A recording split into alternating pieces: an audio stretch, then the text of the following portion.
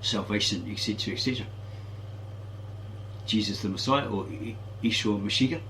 And the testimony of Yeshua, or it's got here Yeshua, or we say Yeshua, Y-S-H-O, easier. Mashiach, everything that he saw.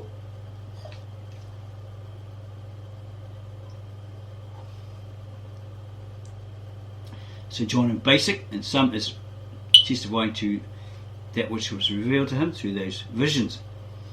Blessed is the one who reads and those who listen to the manifestations or those revealings of this prophecy, the prophecies follow, and who hold to that which is written through them, for the age is at hand.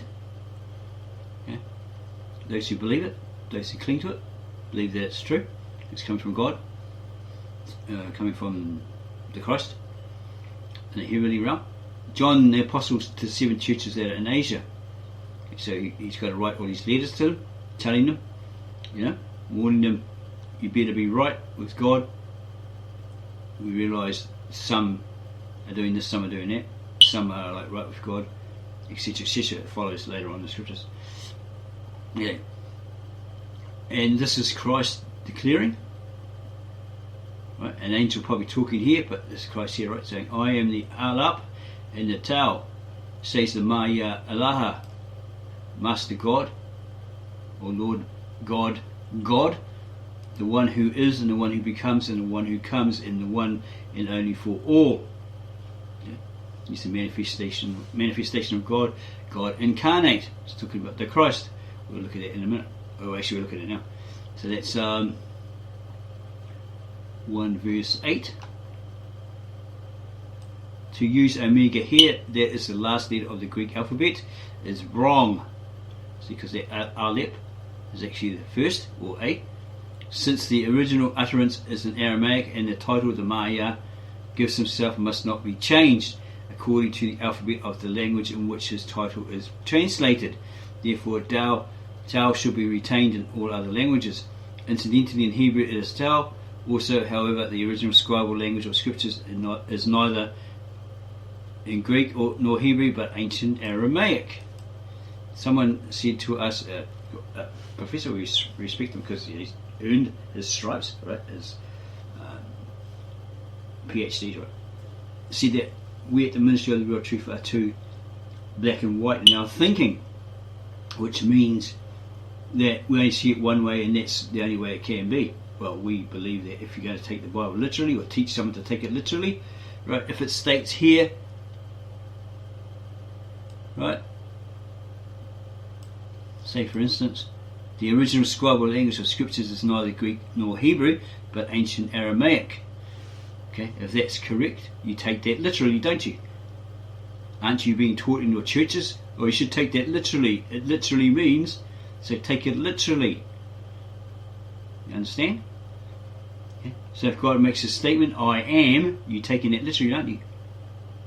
There's no, I think, yeah. You know, he's stating to you, I am. I am Asher, I am Ahia, Asher, Ahia. Okay? It's like Moses, he had to take that literally, right? Because that's what God told him face to face, or told him, right? When he was in his presence. There's no, oh yeah, but. Okay, so literal Aramaic idiom, titled the one and only or supreme.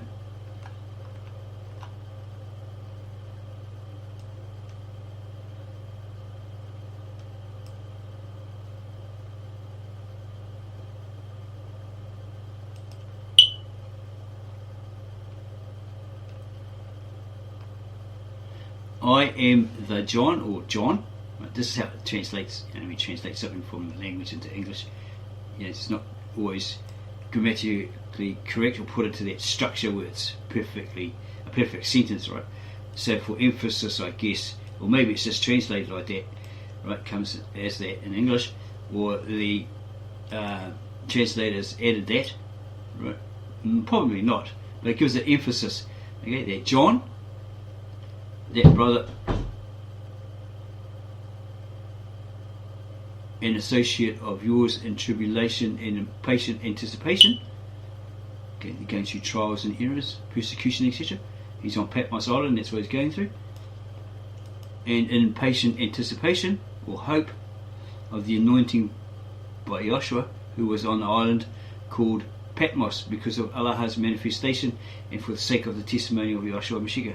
So he was being punished, exiled onto this island, Patmos, because of his belief in the Anointed One, or Yahshua Mashiach, Jesus the Messiah. That's part of his trial and tribulations, persecutions, right? So he's waiting on that blessing to be filled by that Spirit, etc. Let's go look at that, number 9, verse 9. Hope. Okay, he's waiting on him to return. Okay, he's got that hope in him, that faith.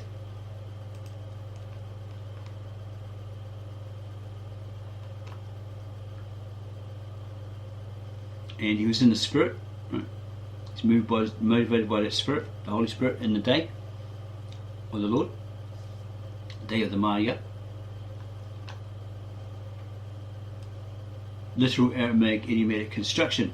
I became by Spirit of Maria's day.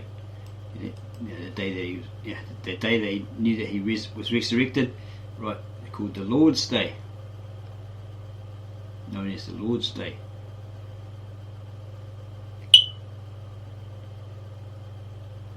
And he was told by a voice that sounded like a trumpet, whatever you see, write it down, and send it to the 7 churches, to Ephesus, to Smyrna, to Pergamon, to Thyatira, to Sardis, to Philadelphia, and to Laodicea.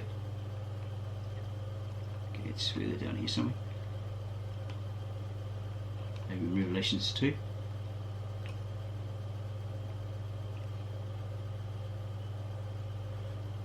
And I, John, the Revelator, fell back.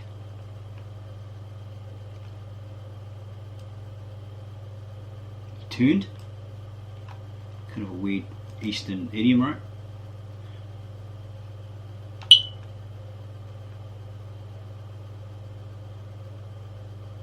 To see the voice of whom that spoke with me. That sounded like a trumpet, right?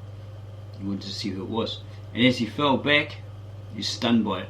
He saw 7 menorahs of gold, or candlesticks, and in the midst, or in the middle of it, or in the, but never happened in here. Where is it?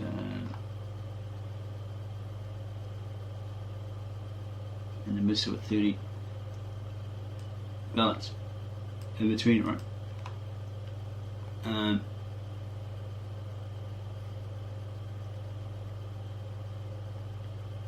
Of the menorahs, someone didn't recognize him yet. Then he does, who resembled the Son of Man, completely attired or dressed, and who had tied across his breast a golden harness across his chest. Okay, he had this golden harness.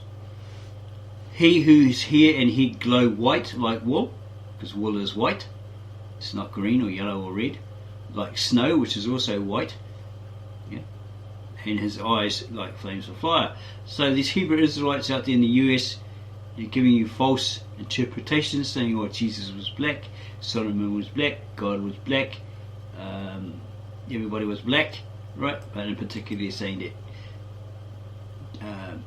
Yahshua Mashiach, Jesus the Messiah, was black. Yeah? If you know anything about wool, you ever worked on a sheep farm, you know what wool looks like, its context, etc. Okay, you'll be able to describe it. If you've ever been in snow, you know what snow's like, what colour it is. Okay, you don't get black or yellow or green snow, as far as we know. Okay, so them saying that Jesus was black is incorrect, because what they're trying to do, besides promoting their particular movement or cult, is they've got this suppressed history, so they're looking for this identity, right? So they think they found it. Maybe someone suggested it to them, why Jesus was black. See, maybe like Malcolm X or somebody else, one of the founders of the Hebrew Israelite movement, that he's black. Okay, but here he has a hair and head like that glow like his head. Okay, his hair. Take note, Hebrew Israelites, his hair and his head glow white, not black or purple or green, like white wool. Yeah, it's that aura around them. Yeah, that holiness. Yeah, you could say a halo, but it's that, yeah, that, he had that glow, right? Okay, like snow, and his eyes like flames of fire, and his feet that resemble Lebanese copper or brass in your Americanized Bible versions. Okay, it doesn't mean that his feet are black. There might be, because you're in a desert region and everything else is covered up, but maybe your hands and your feet get that sun, right, and they eventually turn a darker shade or brown or whatever, right? Okay, as the British SAS, who spent a lot of time in the desert regions, fighting against Rommel, destroying his ammo supplies, etc., etc., right, eventually turned brown. They grew beards and all that sort of stuff. They probably looked a bit Arabic, but yeah, they basically turned brown. They didn't turn black. Because some people in the comments years ago says, well, if he's got a bit of brown feet, then he's completely black. It was like, that defies logic and common sense, It's like, that's nuts, okay? Because if you know the context of wool, if you worked on a sheep farm, then you're wrong, right? Because your African ancestors here is very tidy-whitey, and it's very curly, tight, that's why you got a cousin that's got hair like that, and he grows dreadlocks. Brilliant. I can't grow dreadlocks for crap, right? I'll probably go bald because of the weight of it, whatever. You get patches. But yeah, it's very, very tight knitted. It's like, not to be rude or anything, but to give you the perfect example, it's like those Labradors, no, not Labradors, poodles, right? They got that really tight black curly hair. It's like that. Obviously sometimes you get the odd black sheep, but the wool is the same context as a white sheep, right? If you look at the wool, it's not tidy-whitey like a poodle's hair. Yeah? So there's a difference there. So what you're looking at is a spiritual body. It's not the physical body that he had when he was on earth, walking around with his disciples in that desert region. It's a spiritual body, a better body. Okay? It's not the physical. So stop telling everybody Jesus was black, God was black, Moses was black. Black, because it's actually wrong. It's incorrect. We've just proven it. Yeah.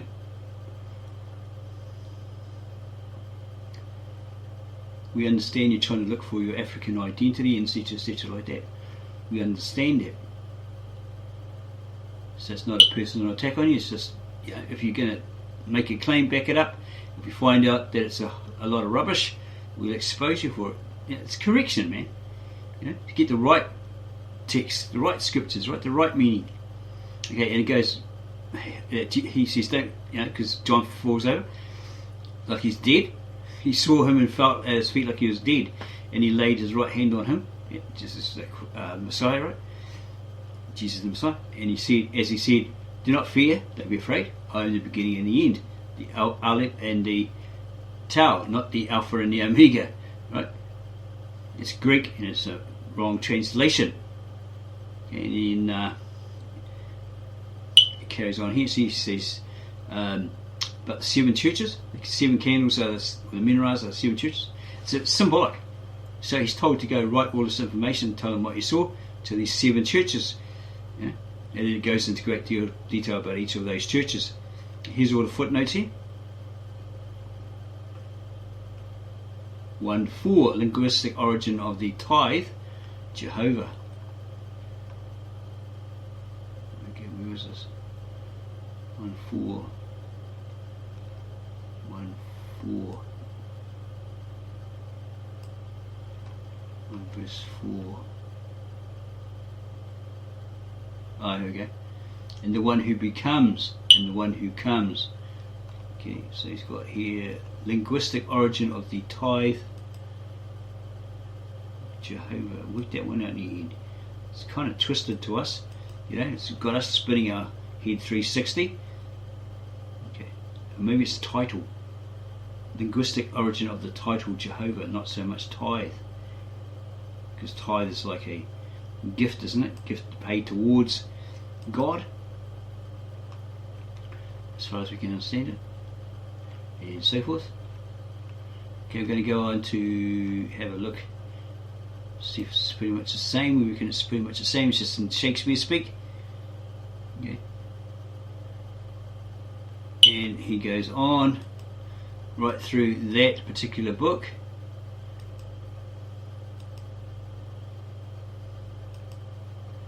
Okay, we're going to skip all this because we want to get to this important part at the end. It's all about the harlots and the abominations of the earth.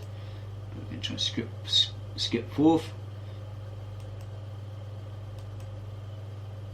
to what he has said at the end of this book. Okay. A prospectus of a critical edition of the Greek New Testament, now in preparation, or was in preparation at that time, of this book, writing of this book, with an historical sketch of the printed text, in order to give a clear idea of what is proposed in the edition of the Greek New Testament, which this translator have had in preparation for many years. A few particulars will be necessary relative to the history of the printed text of this book. The importance of these facts is well known to those who are already possessed of critical acquaintance with the subject, while to those who are not acquainted with critical details or textual criticism, such information is needed to enable them to understand what is now proposed. These introductory particulars relate principally 1. To the earliest printed editions of the Greek New Testament, 2. to the formation of the text in common use, 3. to the steps taken by various critics to furnish materials for editing the text with more accuracy and the application of materials to the end. The first printed edition of the Greek New Testament was contained in the Complutensian Polyglot, a work published under direction and at the expense of Cardinal Ximenes. This work was published at Alcala in Spain. Where Cardinal Ximenes had found a university, and from Complutum, the Latin name of that place, the Polyglot receives its designation. The volume containing the Greek New Testament with the Latin Vulgate on the same page was completed January 10, 1540. The principal editor was Lopez de Stunica. This edition, having been first printed, the question naturally arises what MSS were used, and did the editors follow them faithfully? They speak of MSS with which they furnished by the Vatican Library. Hence it was too hastily concluded by Mill and others that the Vatican manuscript 1209, the most ancient and valuable of all that are known, was the basis of the Complutensian edition, a supposition which is now known to be altogether groundless. So it's not worth the paper it's written on. There's no basis to it. In the last century, when extensive inquiries were made for the Greek MSS preserved in various libraries, there was a great desire to ascertain what the Complutensian,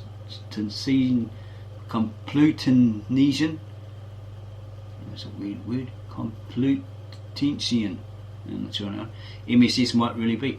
In 1784, the Danish professor Moldenhauer went to Alcala, where he, on his inquiry for Greek MSS of the New Testament, he was told a strange tale how the MSS had been sold about 1749 to a rocket maker as useless parchments to make room for some new books.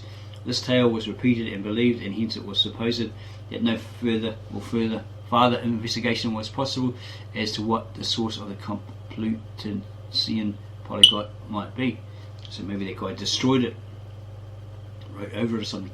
However, there is now more certainty as to the MSS belonging to the University of Alcala. Dr. James Thompson has published Biblical Review, March 1847, the result of inquiries made 30 years ago by Dr. Bowring, and more recently, those periods, by himself. Hence it appears that all the MSS which formerly were known as belonging to Cardinal Ximenes, and which were preserved in the library at Alcala, probably, are now with the rest of that library at Madrid, MSS which still exist, and so forth, so forth. It goes on about that Complutensian edition. The publication of the Complutensian Polyglot did not take place till after 1520, and it was not very generally known or circulated for at least 2 years subsequently. In consequence of this delay with regard to the Complutensian edition, it was not the first that was published. that of Erasmus had been commended and was completed. Yeah, there's supposed to be a rumour that he was a boy lover. He'd written letters to someone else saying, oh, you should love me like with the love of a woman, or this sort of stuff, erotic-y sort of stuff. But yeah, you have to go do your personal research on it, because he seduced a young student at some university or something that he was at, and the parents found out, so he ran away apparently and made out he was a womanizer somewhere else, but he apparently wrote all these love letters to a man, a friend of his or something like that.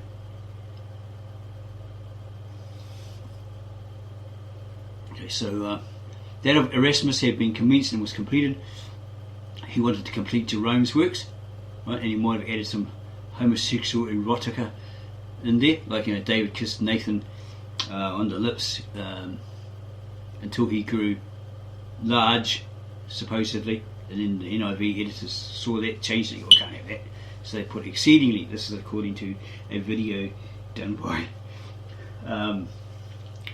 the Kemet Shaka-Amos House of Consciousness. Okay, he's done extensive research on Erasmus.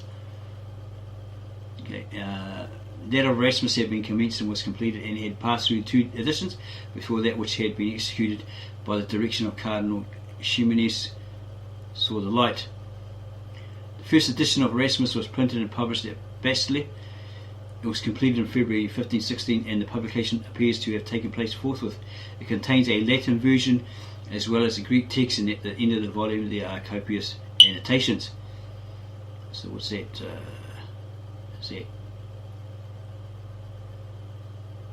Annotations, what's that? Is that like references to it being changed or revised or something? Or this was then the first edition published in print of the New Testament scriptures in the original language. Okay, in the original language, so it would be that original Greek, right? Koine Greek, classical Greek, or Attica or Attic Greek.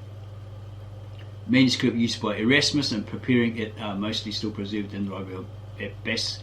That looks like an E or an A. Looks like Basler. The execution of the work was, however, extremely hurried. He rushed it. It was on April 17, 1515 that the proposal was first made to Erasmus to undertake such an edition. That is only 9 months and a half before the printing was completed.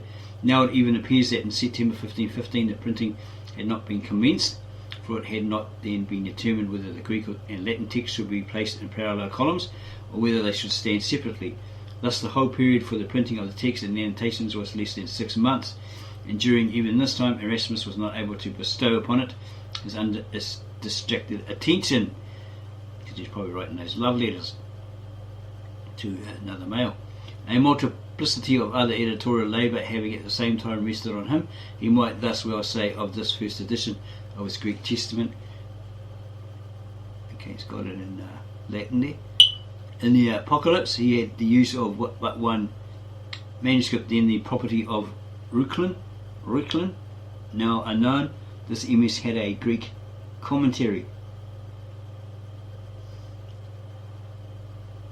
interspersed with the text. The text had to be separated by Erasmus as well as he could, and at the end of the MS was defective, so that the last 6 verses were wanting. He adopted the bold expedient of supplying them by his own retranslation from the Latin Vulgate. So he's retranslated it, adding what he believed it to be, or he made it up from the Latin Vulgate, added it to that Greek.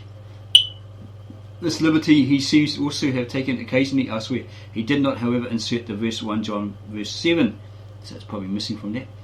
Since the MSS used by Erasmus and also those of the Complutensian editors were certainly comparatively modern and also few in number, it is manifest that neither of these texts can, or it's revealed that neither of these texts can possess much real critical weight or authority. So again, they're not worth the paper they're written on.